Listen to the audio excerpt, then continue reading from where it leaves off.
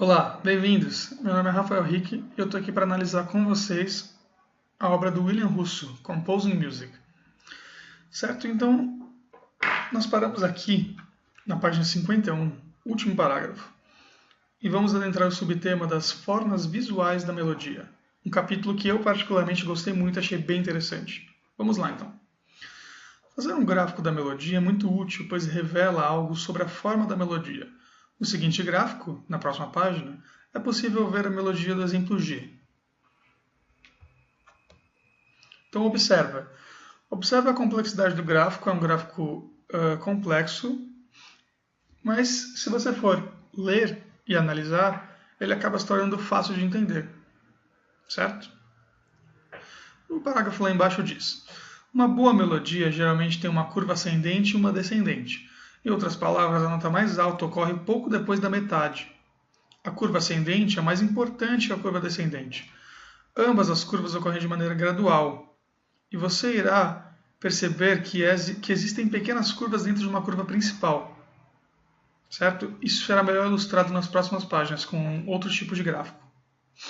Então, ó, uma boa melodia geralmente tem a curva ascendente e descendente. Não.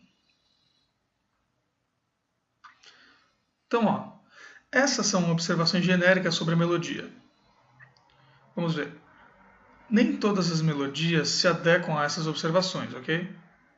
Vamos começar de novo essa parte. Essas são observações genéricas sobre a melodia. Nem todas as melodias se adequam a essas observações, mas elas o guiarão na composição e ajudarão quando parecer que falta algo na sua melodia. Ok? Então, passando para a próxima página, o primeiro parágrafo diz: a coisa mais importante sobre escrever melodias é que deve vir da sua voz e das suas capacidades vocais. Você deve ser capaz de escutar o que você escreve e também capaz de cantar. Não há melhor maneira de ajudar o seu ouvido do que cantando o que você compõe e compondo apenas o que você consegue cantar. Certo? Aí vamos para o exercício 9. Faça um gráfico da melodia que você compôs no exercício 8. Cada espaço da esquerda para a direita representa uma semínima. Cada espaço de cima para baixo representa uma nota da escala cromática. Os compassos estão assinalados. Então, à primeira vista, pode parecer um pouco assustador, mas se você for ver, é muito fácil. Veja, você tem aqui os compassos assinalados com as barras, você tem os motivos A, B e a C, você tem aqui as notas, quanto mais você desce, você muda a nota, e cada quadradinho representa uma semínima. Então ele deixou aqui um bom espaço para você conseguir representar, certo? E aí, isso conclui o capítulo 4, que é formas visuais. Vamos adentrar aqui já no capítulo 5. O capítulo 5 é o capítulo que fala sobre mais escalas e a fileira de 12 notas. De novo, é uma tradução própria. O termo principal é 12-tone row, certo? Ele já começa o tema abrindo com um subtema bem conhecido por nós, a escala pentatônica. Vamos então agora fazer um estudo expressivo das escalas. A escala pentatônica é feita sobre 5 notas e consiste nas teclas pretas do piano, como a gente pode ver aqui no exemplo A. Já que esse livro usa menos bemóis quanto for possível, vamos aumentar essa escala em uma segunda menor, removendo todos os bemóis, certo? Então, a gente vai jogar a escala uma segunda para cima e, como você pode ver no exemplo B, todos os bemóis foram removidos, certo? Assim como a escala maior de Dó pode ser arranjada em mais de uma ordem, também pode a escala pentatônica, como é o caso do exemplo C. Ó. Vamos ver aqui. No exemplo C, a escala pentatônica está sendo iniciada em Ré. Depois ela está sendo iniciada em Mi, certo? Como a gente pode ver na letrinha B. Em C ela já está sendo iniciada em Sol e por aí vai. Aí ele fala uma notinha aqui. A forma mais estadunidense é a escala pentatônica de Mi, como mostrada na letra B do exemplo C, que já ficou na página de trás. Segundo ele, essa é a forma mais estadunidense de usar essa escala. Aí partimos para o exercício 1. Exercício 1. Compõe um pequeno tema de 8 compassos. 2. Use apenas notas da escala pentatônica de Mi em qualquer oitava. 3. Utilize a rítmica escrita abaixo do pentagrama. 4. Harmonize esse tema com acordes da escala frígia de Mi, segundo as regras básicas para progressões de acordes diatônicos. Você pode tratar algumas notas como notas fora do acorde. Lembre-se que todas as notas do acorde devem ter duração de uma semínima ou menos. Rotule todas as notas fora do acorde. Quaisquer outras notas devem ser tratadas como notas do acorde e pertencer à tríade em questão. Utilize cifras. E número 5, aplique as regras gerais. Certo? Então, depois de feito o exercício 1, ele passa para um tema próprio dele. Ele demonstra a escala ditônica. Você vai ver que ele vai pedir para você tomar cuidado para não confundir com a diatônica. É outro tipo de escala. Vejamos, olha. A escala ditônica, ou diatonic, como ele mostra aqui, está mostrada no exemplo D. Não deve ser confundido com a escala diatônica, ele põe entre parênteses. Assim como as escalas pentatônicas mostradas no exemplo C, também tem 5 notas, mas tem uma qualidade de escala maior. Então podemos ver aqui no exemplo D. E aí já dá o exercício, que é o 2, para a gente trabalhar isso. Exercício 2, número 1. Compõe um pequeno tema, uma marcha de 8 a 12 compassos. Certo?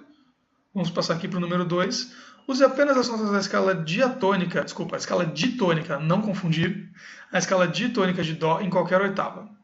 3. Harmonize essa melodia com o acorde de Dó maior e siga as regras do tratamento harmônico do exercício 1. Certo? Número 4.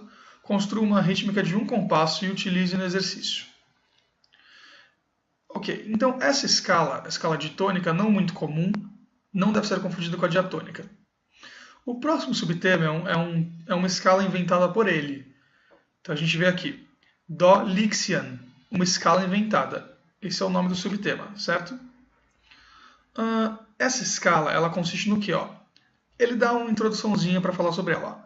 Alguns anos atrás, comecei a trabalhar com uma escala a qual eu, no caso William Russo, chamei de Lixian. É uma escala própria dele. Por exemplo, E, você pode ver essa escala aí. Então, eu achei essa escala muito estimulante, tanto quanto meus alunos, diz ele. Aqui está uma passagem na qual essa escala é usada. Tente ouvi-la ou toque-a no piano.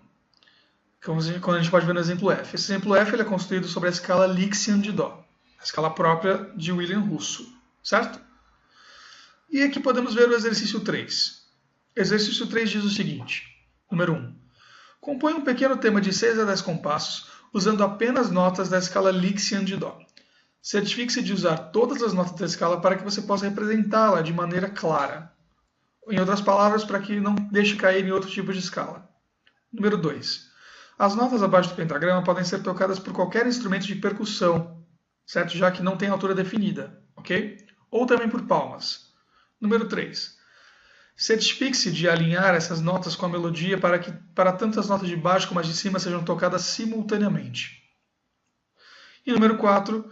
Não use mais que 3 diferentes rítmicas dentro de um compasso. Ok?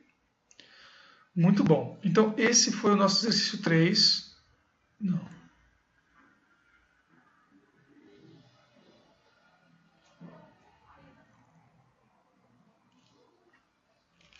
Então, é exercício 3. Vamos ver. Número 1. Compõe um pequeno tema de 6 a 10 compassos usando apenas os tons da escala Lixian de Dó. Certifique-se de usar todas as notas da escala para que você possa representá-la de maneira clara. Em outras palavras, não deixe a escala não deixe escorregar para outro tipo de escala, certo? Número 2. As notas abaixo do pentagrama podem ser tocadas por qualquer instrumento de percussão, já que elas não têm altura definida, né? Altura que a gente chama de pitch. Nesse caso, se você for ler, ele escreve aqui sn.drum, que seria a abreviação para snare drum. Snare é a caixa, certo? Então essa seria a abreviação para caixa. Certifique-se de alinhar essas notas com a melodia para que tanto as notas de baixo como as de cima sejam tocadas simultaneamente. Ok? Em outras palavras, não faça a melodia de maneira que ela não toque simultânea com a parte de baixo. Assim como ele mostra aqui nesse exemplo aqui, bem aqui. Número 3. Não use mais que 3 diferentes rítmicas de um compasso. Ok? Então, esse foi o nosso vídeo, introdução sobre escalas. A gente já viu aqui várias escalas diferentes que provavelmente vocês não conheciam, como a Lixian, nem eu conhecia. E aqui vamos começar o próximo vídeo estudando a escala de blues, certo? Então, muito obrigado, vejo vocês no próximo vídeo. Tchau, tchau!